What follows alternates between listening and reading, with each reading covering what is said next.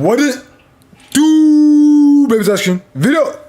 You got Grant Williams on how you plans on helping Luka Doncic in the Mavericks. As a Mavericks fan, I am very interested to see what this cornball will say. What? Wait. My bad. I can no longer call him a cornball. He's a Dallas Maverick now. He was a cornball when he was the Celtics. He's simply a Maverick now. Was there any other team that you were close to? Was there ever a day you woke up and you were like, oh, I think I'm going here?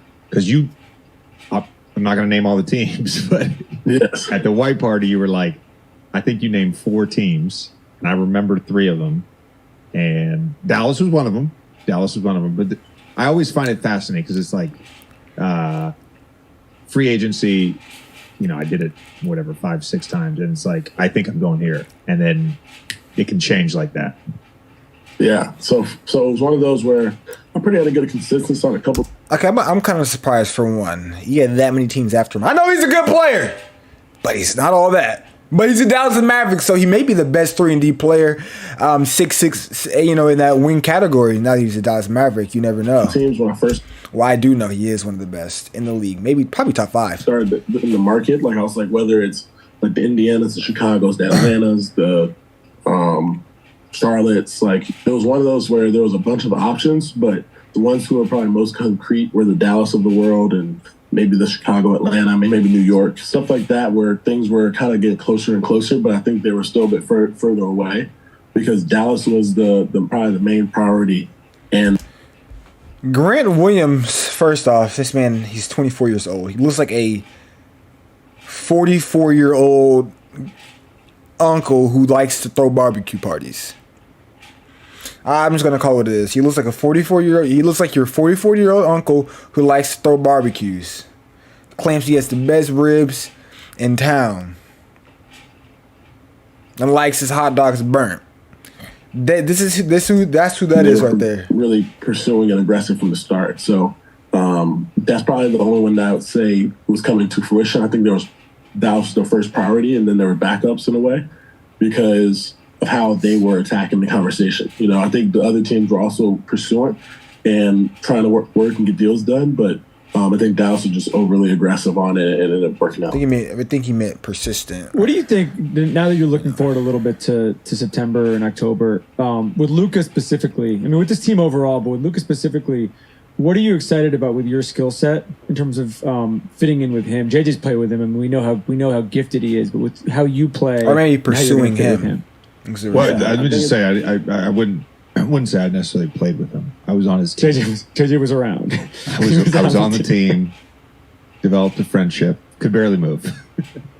Yes, but with Luka, he does a great job of like no matter when you feel like you're open, he's gonna find you. Like he hit at the very last second of the shot clock, hit you for a pass that is a dime. Yeah. That's Luka, all right. Give you open look. By the way, hit the subscribe button right now. We're going to 2,000 subscribers. Thank you very much. Pressure and attention to himself that he does a good job of getting others involved. And I think that's his growth and his next step is understanding that as much as that happens, he also has to empower others to play their games as well. So I think that's the next stage with him and this group that we have. Kyrie has been in the league long enough that he knows someone to make a tough shot, but also knows how to get off the ball.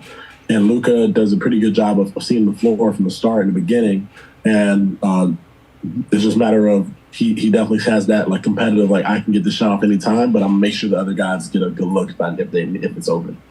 And so I'm excited for the really spacing and being able to knock down shots around him, but also being able to crash and create more opportunities. Because I think a little bit difference with 2 guys that we have in Dallas versus the guys I play with in Boston is that we have a bunch of guys around that are like utility that can do pretty much a lot of it all. Like Tim can score, I think what he means is non-ball dominant versus like Tatum wants the ball in his hand. JB wants his ball in his hand. Malcolm Brogdon is going to want his ball in his hand. Marcus Smart shouldn't want the ball in his hand for some odd reason. He wants the ball in his hand. You know what I mean? Just Josh Green and guys like that who are more like aggressive downhill that can also make plays at the rim and rebound and offensive rebounding plays. And Dwight Powell is more of like a crash course dummy who's going to run in there and just smack the ball to half.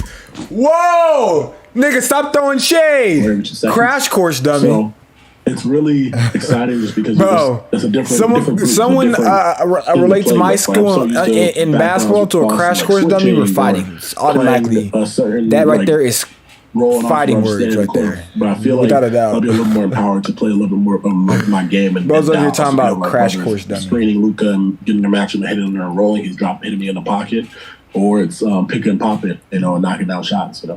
Did you see the video that went viral this week of Luka doing the cone reaction drill? Yeah.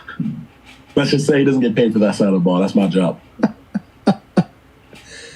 First of all, I just want to say I didn't see that, so I don't know what you're talking about, but there's lights that were going off, right? So he's reacting to the lights. It's not like a pre-programmed, like it's very easy to go fast. I'm gonna give him a break here. It's very easy to go fast if you know, like I got to touch the right cone, the back cone, the left cone, the front right, whatever. He's not doing a drill. He's doing a reaction. I do find it fascinating, and I don't know if he was like really going full speed. I do find it fascinating that guy averages 32 a game in the NBA. And I also find it fascinating that whoever recorded that video, he clearly knew they were recording it, and they put it up on the gram. Like my thing is like protect your guy, man. Protect your guy, man. Like you could have easily like not had this happen. Like you could have been like, let's do one more and let's see it like a little bit faster, and give him like the benefit of the doubt to like. Or let them know that you're recording. Be like, go hard here. I'm recording. Or just like give them the coordinates in advance. You know what I mean? Give them the pattern in advance. give him a little. Grant, stop joking around. You're not even on the team yet, buddy. Cut the shit. Cut the shit. I don't even like you. I'm a Mavs. I don't even like you. Cut it Back out. Left, front, right. It's like, oh my god, it's amazing. Did you have moments when you guys played them against him? Where you guys ever talked, or you just had anything where because he had some big games against. Well, he had a buzzer beater against the Celtics. Yeah, over the last couple game years. Winner against the Celtics. Yeah. Fortunately, that was when I was in the doghouse when he hit the buzzer beater with Ime, so I was playing in that game. I think I played like 4 minutes in that game, but the year prior, yes, I guarded him a lot, and he made a lot of tough shots. I said it in one of my interviews in the past. Like I remember there was one possession I guarded him so well, and I think we were at the top of the key in Boston, and he bumps me, like throws his shoulder into me, and just falls back and throws the ball towards the rim. Didn't even look at the rim. And I was like, oh, that's great defense. Turn my head and he makes it. And I'm just like, this guy is like special. Like, because like as much as good defense as I just played, he still made that. It might have been a fluke, tough shot, but at the same time, like that's still like something that you. This nigga, bro. Grant Williams, your teammates with him. What do you mean a fluke tough shot? If you've watched his game, that's what his game is built off of. Tough shots. He's a bucket. A bucket getter. Something you know nothing about. Even in high school, you weren't this type of bucket getter. Bro. Get pissed at as a defender. And I remember running back and I was like, that's bullshit. He started laughing, like backpedaling as he always does, like his little strut. So definitely was one of those like frustrating moments, but at the same time, like I remember afterwards, I always say like with star players especially, not the people that I know, like if I gained your respect in this league, I like to try and get jerseys. Like if I've gained your respect, I would love to like get a jersey, like swap jerseys with a player. And bro, I would match him, but bro, I'm gonna call a cornball ass nigga when I see a cornball ass nigga. This nigga right here is a cornball ass nigga, bro. Bro, what do you mean? Not people I know, but he said when I see star players, I said if I gain your respect, I get your jersey, bro. Nigga, shut up. What do you mean? Not the people that I know. Like if I gained your respect in this league, I like to try and get jerseys. Like if I've gained your respect, I would love to like get a jersey, like swap jerseys with a player. Bro, stop doing tricks on it. The glazing is crazy. Bro, jerseys, like if I've gained your respect, I would love to like get a jersey, like swap jerseys with a player. And after that game, I think I got his jersey. This nigga is corny as hell. Another star in the league, which is like for me, it's like I feel like empowerment by your peers and saying like that you're good at what you do is more beneficial than anybody else. I just want to say that I've always been someone that has embraced the fact that I am an asshole, and the fact that I can hear you say also that, hey, I'm kind of an asshole. It's like No, dude, there's nothing wrong with that. Like, like you gotta have some shit to you. It's a backhanded compliment, by the way, when you say to someone, "Oh, you added that to your game this year." It's called a backhanded compliment. I said that to Bam so much. Like he hit me with like a little shimmy pull. Because like the year prior, guarded him pretty well, and this year, like we've been playing each other since we were like 16. So I'm like, oh, okay, like you keep adding stuff to your game. I like it. Like that's like you worked on that. You worked on that this summer, and it'd be like, fuck you, shut up. And like just like running down the court. If you see him like when we're walking to the bench, he's like, damn, I thought I gave you a compliment. He's like, man, you. Yeah. Is there anyone on the opposite side who So does that corny. to you who you have to like tip your cap? This right here, he's like damn near like Zion Wilson.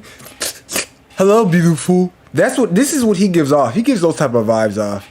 That's what those Celtics players were all smacking his ass. Pause during his interview.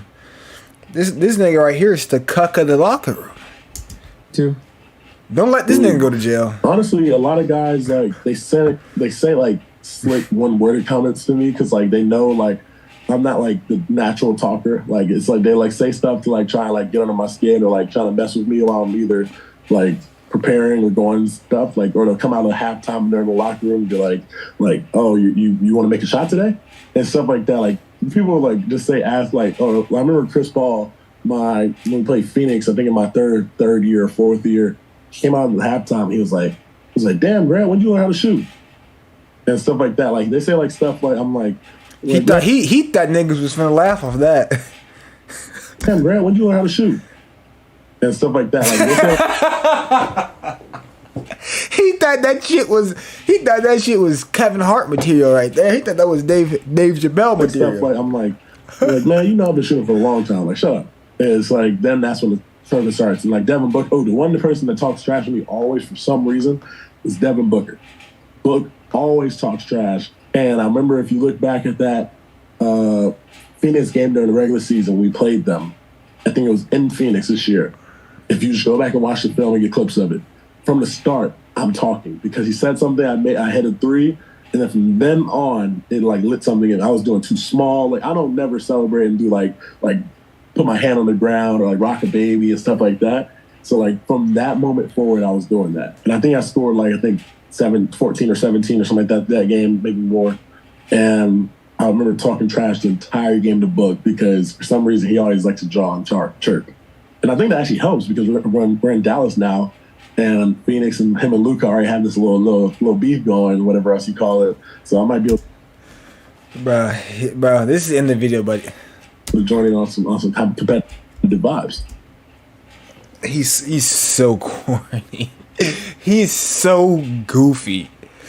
Bro, but at the end of the day, it doesn't matter he's goofy. This nigga's being himself. So at the end of the day, that does not matter, bro. At least he's being himself. He's a goofy ass nigga. Don't get me wrong. He's still a cornball. I still don't really fuck with him like that.